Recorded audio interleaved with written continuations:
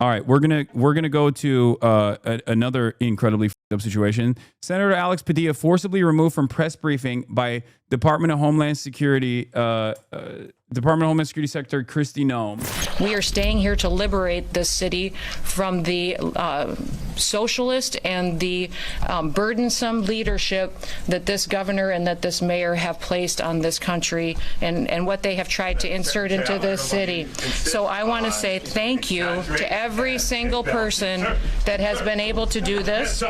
Also, I want to talk specifically to the rioters and to the politicians in Los Angeles. A half a dozen violent criminals that you're rotating on your. If this is how the Department of Homeland Security responds to a senator with a question, you can only imagine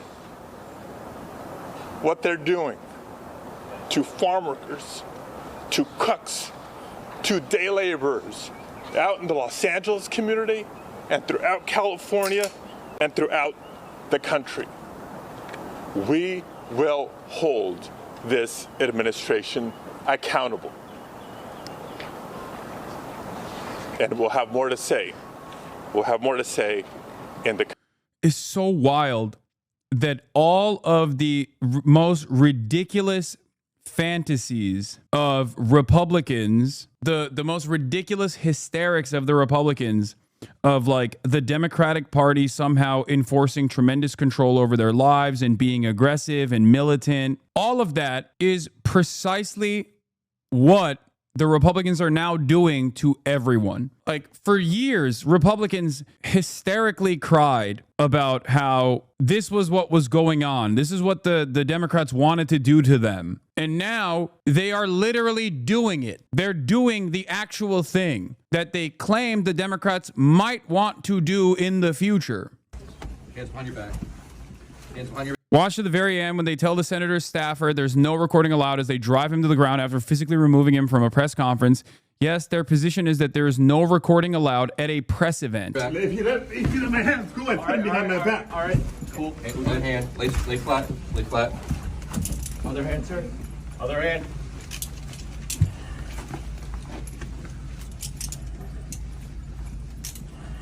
There's no recording allowed out here. I did not know. There's no recording allowed. What do you mean there's no recording allowed in here? Allowed out here per FBI, right? I mean, Alex Padilla is right.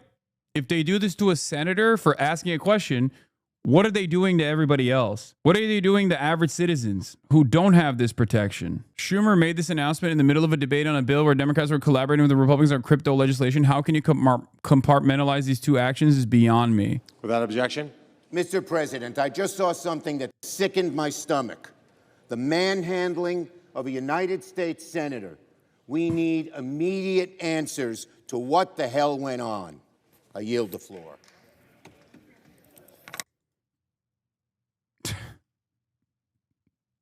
Well, my goat.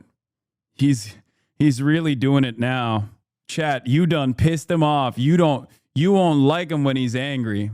Shifty Schiff wants an investigation. Adam Schiff, Padilla's delegation partner, says there should be an investigation for the officers who apprehended Padilla to be treated the way he has, to be essentially brought to the ground and shackled as a disgraceful action. How are people not recognizing this? How are politicians in the Democratic Party not even invested in this for simple self-preservation? Like, you might be invested, you might not care about your constituents getting brutalized, right? Many of them don't. They're assholes.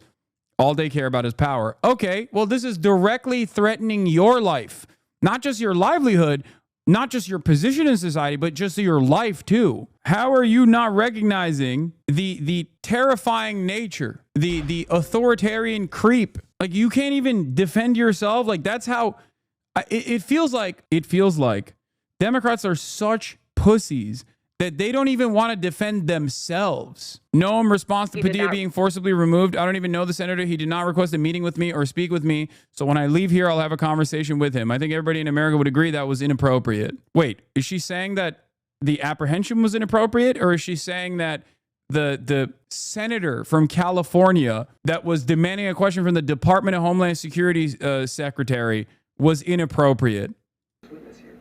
Oh, you know what? I don't even know the senator. He did not request a meeting with me or to speak with me. So when I leave here, I'll have a conversation with him and visit and find out really what his concerns were. I think everybody in America would agree that that wasn't appropriate.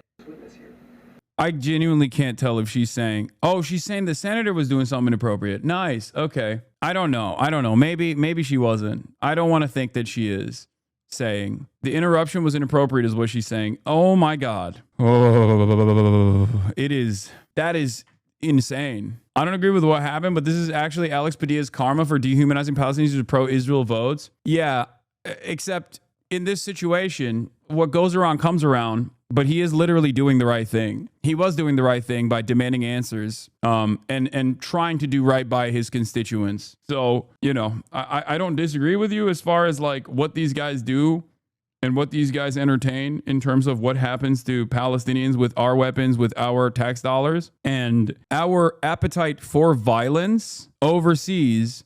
You're saying that you would want the United States and Israel to bomb Iran.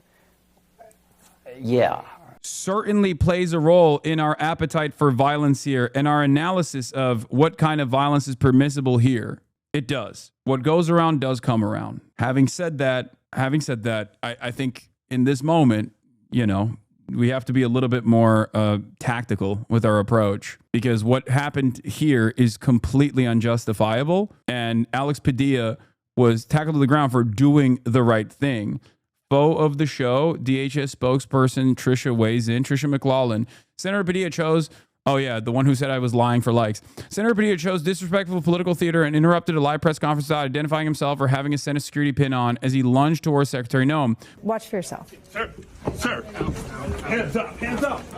I'm Senator Alex Padilla. I have questions for the secretary. Mr. Padilla was told repeatedly to back away and did not comply with the officer's repeated commands. Secret Service thought he was an attacker and officers acted appropriately. Secretary Noem met with Senator Padilla after and held a 15-minute meeting. New Quinnipiac poll shows Senate Democrats have Trump's approval rating is 38 to 53. GOP's approval rating is 32 to 61. Approval rating is 32, disapproval is 61. Trump's approval rating is 38, disapproval is 53. But they have one thing going for them. Democrats are even more unpopular. The Democratic Party's approval rating is 21% approval to 70% disapproval. And the reason for why is because the Democrats have lost their own base. They have designed their campaigns, as I warned, against my warnings, against my wishes. This is exactly what I was talking about when I said Democrats are simply eroding trust within their base of support by constantly trying to bring in support from this mystical, fantastical, non-existent, middle of the road voters or Republican Party voters that will then turn around and be like, well, I want to vote for the reasonable party, the reasonable fascist party. It's not going to happen. And here we are. And if they don't change, if they do not change their attitude, they are permanently fucked. And them being permanently fucked is not a good thing. I'm not a defender of the Democratic Party. Fuck the Democratic Party. But them having this little, not enjoying even a little bit of confidence is warranted, but it's also dangerous, because if there's no counterbalance, if there's no pushback against growing fascism, then it's over. HasanAbi is a troublemaker. This guy comes in, and I think in my headcanon, this dude who comes in and says this every day is like 75 years old, but he comes in here every day and says this. Like, I'm a whippersnapper, a scoundrel.